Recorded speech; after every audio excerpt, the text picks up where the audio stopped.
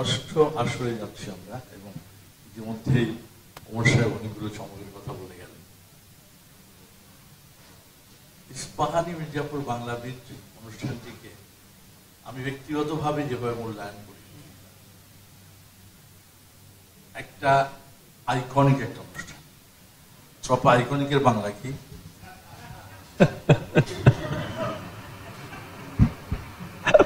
Sir, আইকনিকের Bangla কি?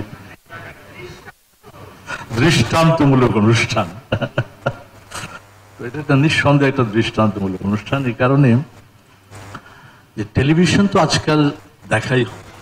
Television এমন একটা বস্তু হয়ে গেছে যে এটা একটা চার কোণা একটা বাক্স, এটা ঘরে থাকে।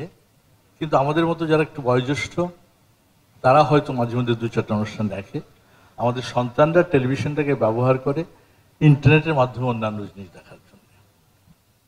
কিন্তু টেলিভিশন অনুষ্ঠান হিসেবে কিছু কিছু অনুষ্ঠান আছে যেগুলো টেলিভিশনেই মানুষ দেখে, এবং শুধু টেলিভিশনে নয়, সেগুলো পরিবারের সব সদস্যকে একসাথে বসে। ইস্পাহানি মির্জাপুর বাংলাবিদ তেমনি কোনো ইস্পাহানি মির্জাপুর বাংলাবিদ আগে আছে।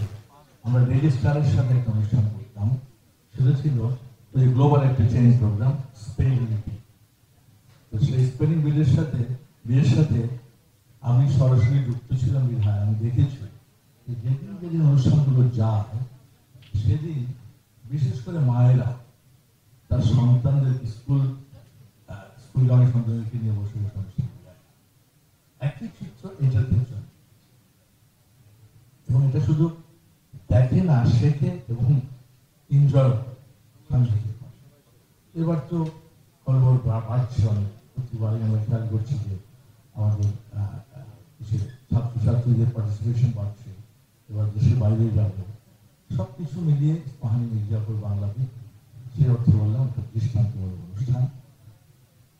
চ্যানেল আই নিঃসন্দেহে ইস্পাহানি মির্জাপুর বাংলাবিদ অনুষ্ঠানকে সম্প্রচার করতে পেরে সম্মানিত, কোনো সন্দেহ নেই। কারণ চ্যানেল আই নিজেও বাংলার চর্চা করে, বরাবরই বাংলার চর্চা করে, বাংলাকে তুলে ধরে। বাংলার যত ধরনের উৎসব আয়োজন আছে সবগুলোকে আমরা শুধু তুলে ধরি। একটি টেলিভিশন চ্যানেল যত নতুনত্ব দেখাতে পারবে বিষয়টি সেরকম নয়, তুলে ধরি আমরা মনে প্রাণে করা, আমরা বাংলাকে আমাদের অস্তিত্বের সাথে ধারণ করি। সে কারণে চ্যানেল আই এবং ইস্পাহানি মির্জাপুর এই যে একটা বন্ধন তৈরি হয়েছে, যেটা এখনো পর্যন্ত চলছে এবং আগামীতে আরো বহুদিন চলবে। আমার মনে আছে আমরা সুর দরিয়ায় পারাপার করছি, আনিস খেয়াল আছে, সে পশ্চিমবঙ্গের সাথে আমাদের যেমন রিয়েলিটি শো হতো সেরা কণ্ঠ, তো সেরা কণ্ঠের অনেক শিল্পীকে নিয়ে আমরা পশ্চিমবঙ্গের সাথে আয়োজন করেছিলাম সুর দরিয়া এপার। সেগুলো যথেষ্ট দুবাংলায় খুব ভালো দর্শক তৈরি হয়েছে। এবার ইস্পাহানি মির্জাপুর বাংলাবিদ পশ্চিমবঙ্গের সাথে যেহেতু একটা টাই করতে চাচ্ছে, নিশ্চয়ই এটা একটা ভালো সফল আসবে, কোনো সন্দেহ। আমি আমার কথা বাড়াবো না, এখানে মঞ্চে অনেক বয়োজ্যেষ্ঠজন বসে